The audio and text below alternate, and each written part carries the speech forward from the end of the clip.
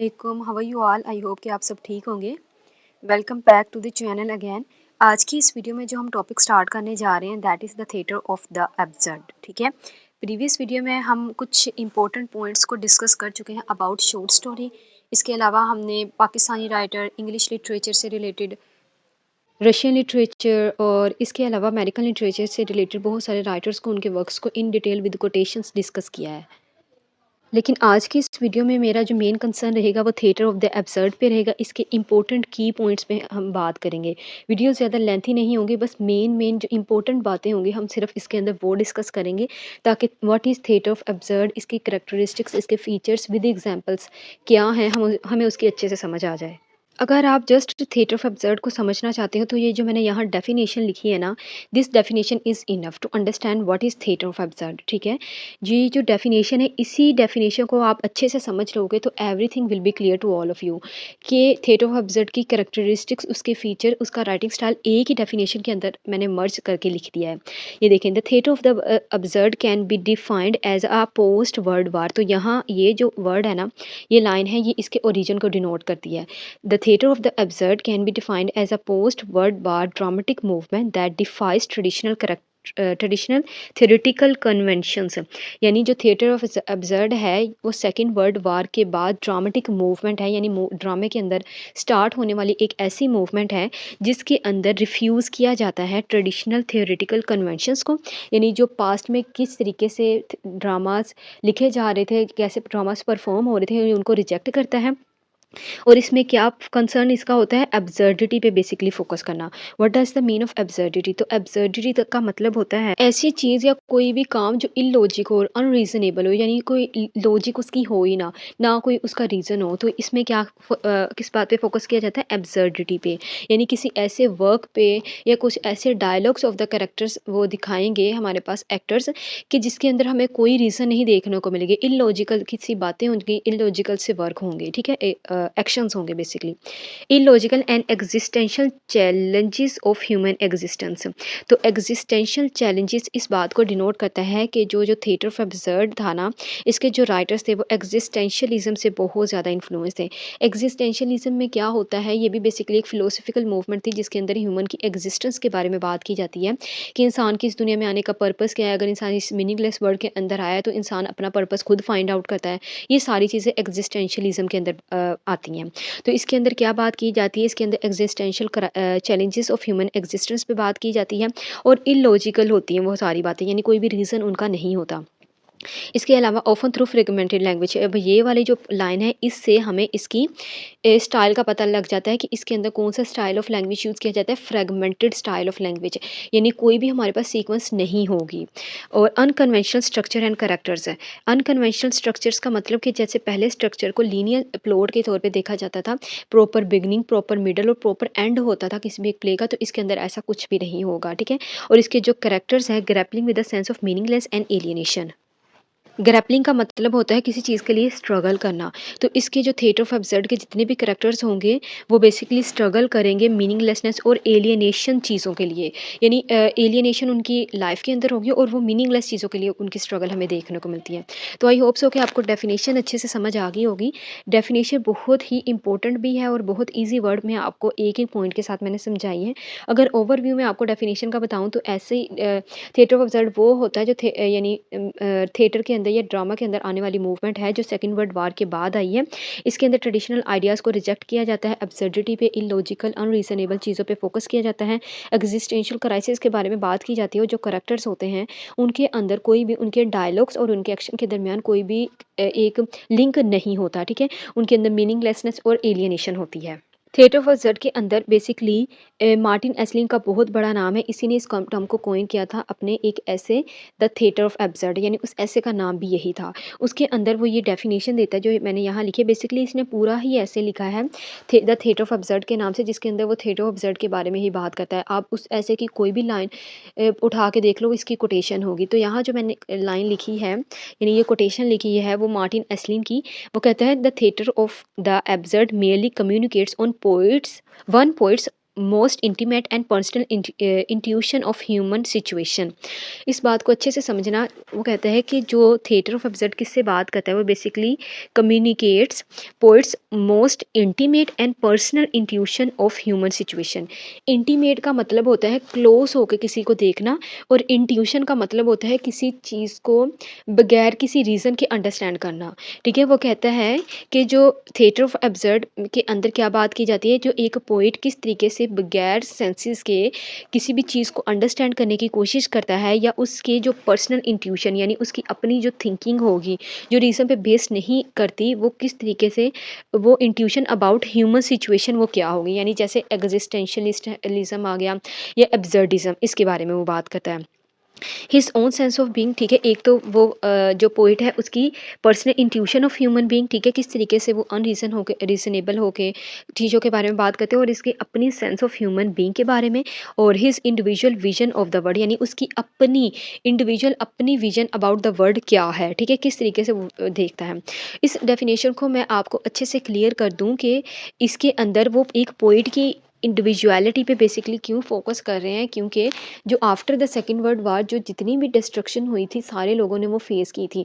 पहले हमारे पास first world war आती है। फर्स्ट वर्ल्ड वार के अंदर क्या होता था, बहुत ज़्यादा डिस्ट्रक्शन क्योस वगैरह था, और फिर उसी के बाद थोड़े से यानी इतना ज़्यादा टाइम स्पेन का गैप नहीं था, थोड़े से गैप के बाद सेकेंड वर्ल्ड वार स्टार्ट हो गई, तो लोगों ने पहले जिन्होंने उसका सोल्यूशन दिया, फिर बाद में उन्होंने उसी को सेलिब्रेट उसी पे क्वेश्चन करना स्टार्ट कर दिए थे। तो लोगों की जो साइकी थी वो बहुत ज़्यादा डिस्टर्ब हो गई थी, इसलिए राइटर्स ने किस तरीके से वो फील करते हैं उसके बारे में लिखा।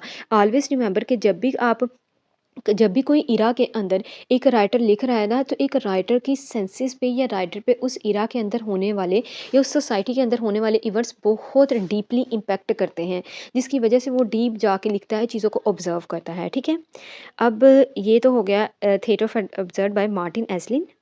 अब हम देखते हैं इसकी हिस्ट्री को थोड़ा सा देख लेते हैं।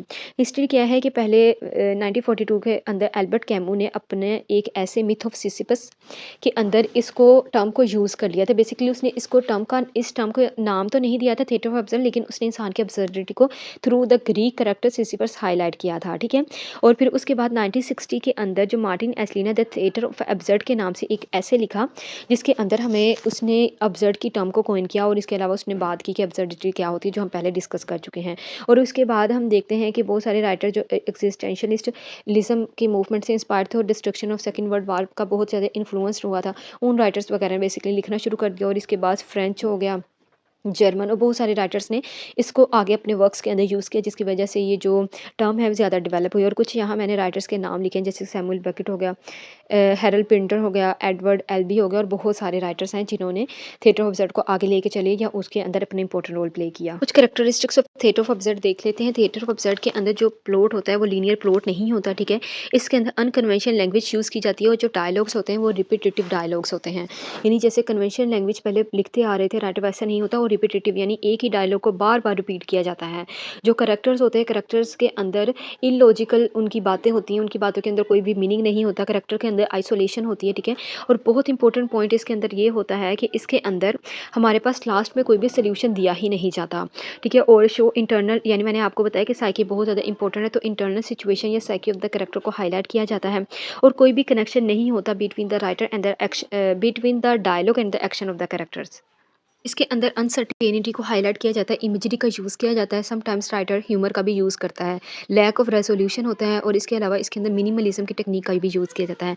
मिनिमलिज्म अब इस सेंस में देख लेते हो, या तो कोई प्ले बहुत ज़्यादा छोटा होगा, या उसके अंदर जो डायलॉग्स होंगे वो बहुत ज़्यादा छोटे छोटे आधी आधी लाइन के या बहुत शॉर्ट डायलॉग्स होंगे। ठीक है, ओके, अब हम राइटिंग स्टाइल के बारे में देख लेते हैं। बेसिकली जो करेक्टरिस्टिक्स के अंदर और डेफिनेशन के अंदर बहुत सारे राइटिंग स्टाइल को मैंने हाईलाइट कर दिया है। करेक्टरिस्टिक्स वही होते हैं जो मेन मेन फीचर होते हैं, और फीचर राइटिंग स्टाइल के अंदर भी आते हैं। यहाँ जो मैंने लिखा है, सबसे पहले मैंने प्लॉट लिखा है। प्लॉट में आपको बता चुकी हूँ, नॉन लीनियर प्लॉट होता है। प्लॉट के अंदर कोई भी प्रॉपर बिगिनिंग, प्रॉपर मिडल या प्रॉपर एंड नहीं होता, सीक्वेंस ऑफ इवेंट्स नहीं होते। ठीक है, इसके अलावा जो करेक्टर्स होते हैं, करेक्टर बहुत ज़्यादा थिएटर ऑफ एब्सर्ड के करेक्टर्स जो होते हैं ना, बेसिकली थिएटर ऑफ एब्सर्ड के अंदर जो ड्रामास परफॉर्म होते हैं, उनके जो एक्टर्स होते हैं या कोई भी जो ड्रामा लिखा जाता है, उसके जो करेक्टर्स होते हैं वो बहुत ज़्यादा कन्फ्यूज़ होते हैं, उनकी आइडेंटिटी को एज सच हाईलाइट नहीं किया जाता। ठीक है, वो जो करेक्टर्स होते हैं थोड़े से कॉम्प्लिकेशंस के शिकार होते हैं, किसी भी मीनिंगलेसनेस लाइन्स उन कैरेक्टर्स के अंदर होती हैं, बार-बार वो कैरेक्टर डायलॉग्स को रिपीट करते हैं, ठीक है? इसके अलावा इसकी जो सेटिंग रखी जाती है, सेटिंग किसी भी एक प्लेस के अंदर रखी जा सकती है। मोस्टली जो राइटर जैसे सैमुअल बेकेट हो गया, हैरोल्ड पिंटर और एडवर्ड बॉन्ड वगैरह जैसे जो राइटर्स हैं, वो क्या करते हैं किसी भी एक यानी या तो एक दरख्त के नीचे सेटिंग रख देंगे, दरख्त के जो नीचे जो स्पेस है वहीं कैरेक्टर वैसे बात कर रहे हैं, या किसी रूम के अंदर रख देंगे, एक रूम है उसके अंदर बेसिकली एक एक रूम है और उसके अंदर कैरेक्टर बैठे हैं और वो बात कर रहे हैं, उसी पे उनकी बातों पे एब्सर्डिटी पे एब्सर्ड बातों पे जो प्ले खत्म हो जाता है, ऐसी सेटिंग राइटर्स रखते हैं। और इसके अलावा इसके अंदर हमें नहीं पता होता कौन सी प्लेस है, कौन सा टाइम है, टाइम स्पेन का कोई पता ही नहीं चल रहा होता, कैरेक्टर खुद कंफ्यूज होते हैं कि ये टाइम सुबह का हो गया, दोपहर का हो गया या शाम का हो गया। जैसे कि वेटिंग फॉर गोडो इसकी बहुत बेस्ट एग्जाम्पल है। डायलॉग्स मैंने आपको बताया कि डायलॉग्स क्या होते हैं, डायलॉग्स के अंदर बार बार डायलॉग्स को रिपीट कर लिया होता है और डायलॉग्स उनके एक्शन के साथ मैच ही नहीं कर रहे होते। अगर जो कैरेक्टर क्या है कि मैं तुम्हें छोड़ के जा रहा हूँ, तो वो वहीं खड़ा रहता है, उसे छोड़ के जाता ही नहीं है। जैसे कि यहाँ पे एस्ट्रागोन और व्लादिमीर 2 कैरेक्टर्स हैं वेटिंग फॉर गोडो के अंदर बाय सैमुअल बेकेट। तो उसके अंदर क्या है, जो बेसिकली एस्ट्रागोन है वो बार-बार कहता है कि मैं तुम्हें व्लादिमीर तुम्हें छोड़ के जा रहा हूँ, और वो बार-बार ये भूल भी जाता है कि हम क्या कर रहे हैं। फिर जो एस्ट्रागोन बेसिकली होता है, तो व्लादिमीर क्या करता है, उसे बार-बार याद दिलाता है और फिर इस तरह अब्सर्डिटी वाली उनकी बातें चलती ही रहती हैं, ठीक है? अगर मैं आपको बताऊँ कि थिएटर, ये तो कुछ मेन पॉइंट हो गए ना। अगर मैं एक स्पेसिफिक हो के किसी राइटर के writing style about theatre of absurd के बारे में बात करूँ ना, तो थिएटर ऑफ एब्सर्ड के अंदर जितने भी राइटर लिख रहे थे, तो वो at the same time different writing style को यूज़ कर रहे थे। फॉर एग्जांपल जो सैमुअल बेकेट का राइटिंग स्टाइल था, वो थोड़ा-सा कॉम्प्लिकेटेड स्टाइल था। वो क्या करता था, सैमुअल बेकेट अपने स्टाइल के अंदर नॉइज़ का यूज़ करता था टू क्रिएट एब्सर्डिटी, ठीक है? इसी तरह जो हैरोल्ड पिंटर है, वो अपने स्टाइल के अंदर कुछ साइलेंस यानी साइलेंस और मीनांस को यूज़ करता था। मीनांस क्या होता है, बेसिकली आप कह लो कोई डेंजरस वगैरह की चीज़ें, ठीक है? डेंजरस एलिमेंट्स का यूज़ करना। तो मोस्ट इम्पोर्टेंट ये था कि हैरोल्ड पिंटर क्या करता था, वो यूज़ करता था साइलेंस का, यानी जो कैरेक्टर हो गए वो साइलेंस हो गए और उनकी साइलेंस के थ्रू वो एब्सर्डिटी को हाईलाइट करता था। इसी तरह एक हमारे पास और इसी का राइटर है एडवर्ड बॉन्ड, एडवर्ड BOND, ठीक है? ये इसका जो राइटिंग स्टाइल क्या होता था, ये बेसिकली एब्सर्डिटी को बाय यूजिंग वॉयलेंस, ठीक है? वॉयलेंस का यूज़ करता था। कुछ वॉयलेंस जैसे कि सेकेंड वर्ल्ड वार के अंदर हुई थी, तो ऐसे एलिमेंट्स, वॉयलेंस के एलिमेंट्स यूज़ करता था एब्सर्डिटी को दिखाने के लिए। इसी तरह वॉल्टर वाइक्स एक राइटर है, वो एब्सर्डिटी और सरियलिज्म को इकट्ठे करके अपने प्लेस को लिखता था। तो इस तरह हर एक कैरेक्टर का जो हर एक राइटर का जो राइटिंग स्टाइल था, वो डिफरेंट था दूसरे से। हर एक राइटर ने अपने-अपने लेवल पे जाके या अपने-अपने माइंड के अकॉर्डिंग या अपनी-अपनी राइटिंग के थ्रू डिफरेंट पॉइंट को यूज़ किया थिएटर ऑफ एब्सर्ड को दिखाने के लिए। हर एक का पॉइंट सेम नहीं था। कोई यूज़ करता है नॉइज़ को, तो कोई साइलेंस को, और इसी तरह कोई कॉमेडी ऑफ मिनेंस लिखता है, और कोई एब्सर्डिटी को बताता है, और कोई वॉयलेंस का यूज़ करता है अपने प्ले के अंदर एब्सर्डिटी को हाईलाइट करने के लिए। बेसिकली हर एक जो यूज़ वो स्टाइल डिफरेंट कर रहे थे, लेकिन उनका जो बेसिक पर्पस था वो सेम ही था कि वो एब्सर्डिटी को दिखाते थे, मीनिंगलेसनेस ऑफ लाइफ को दिखाते थे, इंडिविजुअल सिचुएशन को दिखाते थे, ठीक है? ये कुछ मैंने यहाँ पे थीम्स लिखे हैं, हम इन थीम्स को देख लें। एक्जिस्टेंशियल क्राइसिस हमें देखने को मिलते हैं, यानी एक्जिस्टेंशियलिज्म की थ्योरी के अकॉर्डिंग बात की जाती है। इसके अलावा एब्सर्डिटी हमें देखने को मिलती है, मीनिंगलेसनेस बहुत ज़्यादा है। एलियनेशन, आइसोलेशन, मीनिंगलेस वर्ड को हाईलाइट किया जाता है इसके अंदर। आइसोलेशन ऑफ द इंडिविजुअल, ये जो लास्ट वाले मैंने लिखे हैं, बेसिकली ये 2 ऊपर वाले सेम ही हो गए हैं। Meaninglessness of word and isolation of the individual इसके बहुत इंपॉर्टेंट थीम है।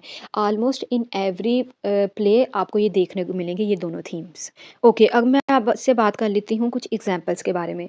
एग्जांपल्स को मैं 2 से 3 लाइन्स में डिफ़ाइन भी करूँगी कि कहाँ-कहाँ हमें इस अप्लाई होता देखने को मिलता है। सैमुअल बेकेट का एक प्ले है, बेसिकली एवरग्रीन प्ले है, बहुत इंपॉर्टेंट प्ले है। हमेशा इससे जब आप थिएटर ऑफ एब्सर्ड की बात करोगे तो ये हमेशा आएगा उसके अंदर। वेटिंग फॉर गोडो, ठीक है? वेटिंग फॉर गोडो के अंदर क्या होता है, 2 कैरेक्टर्स होते हैं, एक व्लादिमीर, दूसरा एस्ट्रागोन, और वो गोडो का इंतज़ार कर रहे होते हैं। उनके कैरेक्टर के डायलॉग्स के थ्रू हमें ये देखने को मिलता है कि जो गोडो है वो एक हाई रैंक पर्सन है, उसके सर्वेंट्स भी रखे हुए हैं, उसके बैंक अकाउंट्स वगैरह भी हैं। लेकिन वो हमेशा इंतज़ार करते रहते हैं, यही उनके डायलॉग्स हैं, we are waiting for Godot, maybe Godot will come tomorrow or not. तो वो यही इंतज़ार करते रहते हैं कि गोडो कल आएगा, गोडो कल आएगा। और एक बॉय, यानी एक बॉय का कैरेक्टर दिखाया हुआ है, वो आता है और इन्हें बताता है, पहले दिन वो उन्हें बताता है कि गोडो कल आएगा, फिर अगले दिन वो आके बताता है कि गोडो कह रहा था मैं फिर कल आऊँगा। तो इस तरह ये कन्वर्सेशन चलती रहती है और ये बहुत ज़्यादा एब्सर्ड प्ले है। इतना एब्सर्ड प्ले है, मैं आपको रिकमेंड करूँगी, अगर आप इंटरेस्टेड हो तो आप इस प्ले को, अगर आपके पास टाइम है, लिटरेचर के स्टूडेंट बेसिकली सिलेबस ही कवर कर लें तो आजकल बहुत बात है। बट ये है कि अगर आप इसको पढ़ो तो इसका टेक्स्ट ज़रूर पढ़िएगा, क्योंकि इसके टेक्स्ट के अंदर एक एक लाइन ही अब्सर्ड है, ठीक है, जो मैंने पढ़ा है। मैंने इस टेक्स्ट को पूरा पढ़ा और मुझे कोई भी ऐसी लाइन नहीं लगी। बहुत माइनर से चीज़ें होंगी, माइनर से या बहुत थोड़े से होंगे इसके अंदर डायलॉग, जिसके अंदर पॉइंट्स को हाईलाइट कर देते हैं, क्योंकि ये अब्सर्डिटी को हाईलाइट करते हैं, तो इसके डायलॉग्स ऐसे ही हैं और वो गोडो का इंतज़ार करते रहते हैं। और इसके अंदर जो डायलॉग्स हैं वो रिपीट किए गए हैं, जो हमें करैक्टर का कुछ ज़्यादा पता नहीं लगता, बस थोड़ा सा पता लगता है कि जो एस्ट्रोगोन है उसकी मेमोरी थोड़ी-सी वीक है, इस तरह हमें देखने को मिलता है, लेकिन ज़्यादा हमें इसके करैक्टर के बारे में नहीं देखने को मिलता। नेक्स्ट जो हमारे पास है वो यानी जो एग्ज़ाम्पल है वो है सेव्ड की। सेव्ड एक प्ले का नाम है, एडवर्ड बो ने इस प्ले को लिखा था और इसके अंदर वायलेंस को हाईलाइट किया गया है। बेसिकली इसके अंदर एक हमें देखने को मिलता है, एक फ्रस्ट्रेटेड यंग मैन है जो एक बच्चे को पत्थर मार-मार के उसकी डेथ कर देता है। यानी उसको बहुत ज़्यादा मारता है, तो इस तरह वायलेंस को हाईलाइट करता है, वायलेंस के थ्रू अब्सर्डिटी को हाईलाइट करता है एडवर्ड। और इसी के इस प्ले के बाद इसमें ना कुछ चेंजेस की गई कि इतनी ज़्यादा चीज़ों को नहीं दिखाना, ये बहुत ज़्यादा वायलेंट हो के या बहुत ज़्यादा हाइपर हो के, यानी ऐसे कुछ एलिमेंट्स पे बैंड कर दिया गया था या उन्हें चेंज कर दिया गया था इसके इस प्ले की परफॉर्मेंस के बाद, ठीक है। नेक्स्ट हम देखते हैं होम कमिंग, हैरोल्ड पिंटर का बहुत इंपॉर्टेंट ये प्ले है। होम कमिंग हाँ ठीक है। होम कमिंग के अंदर क्या दिखाया गया है, हैरोल्ड पिंटर का एक होम कमिंग है और इसके अलावा एक और है द बर्थडे पार्टी। यहाँ आप लिख लें द बर्थडे पार्टी। अच्छा जी, जो होम कमिंग होता है उसके अंदर बेसिकली एक करैक्टर दिखाया गया, एक प्रोफेसर है आई थिंक सो। हाँ, एक प्रोफेसर ही है, वो घर वापस आता है और उसकी वाइफ के साथ उसके अब्सर्ड डायलॉग, तो इस तरह किस तरह अपनी उसकी वाइफ को जो है वो अपने शोहर के साथ जाना नहीं चाहती, ये सारे इंसिडेंट्स को हाईलाइट किया गया है इसके अंदर। और थोड़ी सी अब्सर्डिटी को थोड़ी सी नहीं, बेसिकली ये है ये अब्सर्ड प्ले। अच्छा, तो द बर्थडे पार्टी जिसका जो प्ले है ना वो बहुत इंपॉर्टेंट है। इसको मैंने यहाँ बेसिकली एग्जाम्पल के अंदर ऐड तो नहीं किया, यानी लिखा नहीं है, पर ये है। ये जो बर्थडे पार्टी है हैरोल्ड पिंटर का बहुत इंपॉर्टेंट प्ले है। इसके अंदर एक करैक्टर है स्टैनले का, STANLEY, स्पेलिंग नोट कर लीजिए।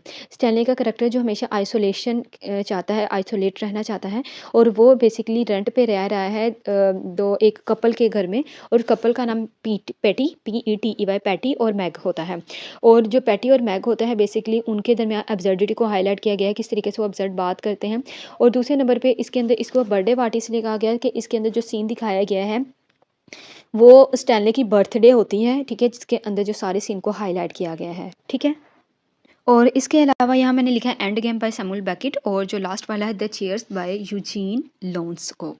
अच्छा, जो चेयर बाय यूजीन है या युगन भी आप इसे कह सकते हैं, इसकी प्रोनाउंसिएशन आप बेसिकली देख लीजिएगा। अच्छा, तो इस जो चेयर्स के अंदर क्या होता है, चेयर्स के अंदर बेसिकली कैरेक्टर्स जो होते हैं ना वो भी एक कपल ही होता है, बहुत ज़्यादा एल्डर ओल्ड एज कपल होता है। उनके पास एक चेयर होती है और उसके अंदर बेसिकली क्या करता है, उनके कुछ ना ऑडियंस के थ्रू ये दिखाया, ऑडियंस के सामने ये दिखाया जाता है कि वो किसी का वेलकम कर रहे हैं, लेकिन वो जो कैरेक्टर्स जिनका वो वेलकम करते हैं ना वो इनविजिबल होते हैं। और इस तरह हम देखते हैं कि वो चेयर रखते जाते हैं और इस तरह थोड़ी सी अब्सर्डिटी, बल्कि थोड़ी सी मैं कह रही हूँ पर थोड़ी सी नहीं है, अब्सर्ड प्ले है, तो इसके अंदर इस तरह चेयर के थ्रू अब्सर्डिटी को हाईलाइट किया गया है, ठीक है। तो ये तो थे हमारे पास एग्जाम्पल्स। तो आज के जितने भी पॉइंट्स थे वो I have tried my best कि मैं आपको अच्छे से समझा सकूँ कि थिएटर ऑफ अब्सर्ड बेसिकली होता क्या है, ठीक है। एक माइनर सा रिव्यू में हम ले लेते हैं। बेसिकली थिएटर ऑफ अब्सर्ड क्या होता है कि जिसमें इंसान की अब्सर्डिटी को हाईलाइट किया गया है, इंसान की मीनिंगलेसनेस को हाईलाइट किया जाता है। जो राइटर्स हैं वो डिफरेंट स्टाइल के थ्रू इसको हाईलाइट करते हैं। थिएटर ऑफ अब्सर्ड के एंड पे कोई भी सोल्यूशन नहीं होता, ठीक है। और इसके अलावा जो सोल्यूशन नहीं होता तो एक राइटर है जीन जेनेट, ठीक है, आप स्पेलिंग नोट कर लीजिए, GENET। वो इसके एंड के बारे में कहता है कि जो थिएटर ऑफ अब्सर्ड के अंदर एंड के अंदर कोई रेजोल्यूशन नहीं होती, वो कहता है that the end is where we start from, कि एंड वहाँ से होता है जहाँ से हमने शुरू किया वहीं से एंड है, and yet it leaves us nowhere. वो कहता है कि जो एंड होता है हमें कहीं भी छोड़ता नहीं है, यानी एंड हमें पता ही नहीं लगता कि एंड हो गया। इसी तरह से वेटिंग फॉर गोडो भी इसी तरह है। मैं आपको बार बार वेटिंग फॉर गोडो की बेस्ट एग्जाम्पल दे रही हूँ क्योंकि ये बहुत बेस्ट एग्जाम्पल है ना थिएटर ऑफ अब्सर्ड की। जब आप अगर आप सर्च कर लो नेट पे या गूगल पे जाके कहीं भी कि theatre of absurd, what is theatre of absurd, तो उसके एग्जांपल्स के अंदर हमें वेटिंग फॉर गोडो ज़रूर देखने को मिलेगा। So that's all for today's video. आज की इस वीडियो में हमने थिएटर ऑफ अब्सर्ड को अच्छे से समझने की कोशिश की है, विद कोटेशन हमने इसके बारे में बात की है, और basic theme, writing style, characteristics, इसकी हिस्ट्री को, मार्टिन एस्लिंग के बारे में। तो आई होप सो के सारे पॉइंट्स क्लियर हो गए होंगे। इसके अलावा आप कमेंट बॉक्स को चेक कर लीजिएगा, अगर कोई मज़ीद पॉइंट ऐड करवाना हो तो मैं कमेंट बॉक्स में उस पॉइंट को पिन कर दूँगी, ठीक है। अपना बहुत सारा ख्याल रखिएगा, दुआ में याद रखिए। रखिएगा और अच्छी-अच्छी ज़िंदगी गुज़ारिए, हमेशा खुश रहें, मुस्कुराते रहें। अल्लाह हाफ़िज़।